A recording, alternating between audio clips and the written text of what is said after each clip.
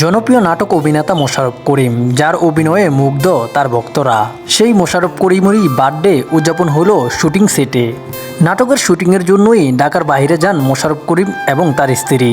সেখানেই শুটিং সেটে মোশাররফ করিমকে সবাই সারপ্রাইজ করে দেন মোশাররফের বার্থডেতে।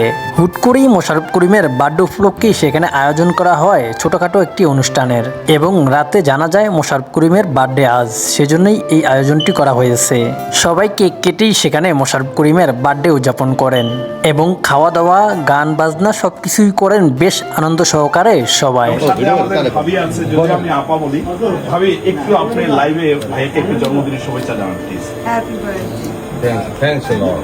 এই যে মানে এটা আসলে বিশাল প্রাপ্তি। মোশাররফ করিম যতক্ষণ শুটিং করেন ততক্ষণই তাকে বেশ হাসিখুশিই দেখা যায়, কিন্তু শুটিংয়ের বাইরে বেশ নিরিবিলিই থাকেন মোশাররফ করিম। অপ্রয়োজনীয় কথাও বলেন না কারো সঙ্গে। তিনি ক্যামেরার সামনে দাঁড়ালে এক মোশাররফ করিম এবং ক্যামেরার পিছনে অন্য এক মোশাররফ করিম, যে মোশাররফ করিমকে অনেকেই দেখেনি। তাই তো মোশাররফ করিম সবসময় অভিনয়ের জন্য সেরা। তো যাই হোক ভিউয়ার্স, মোশাররফ করিমকে নিয়ে আপনার কোনো মন্তব্য থাকলে অবশ্যই কমেন্ট বক্সে কমেন্ট করে জানাতে পারেন।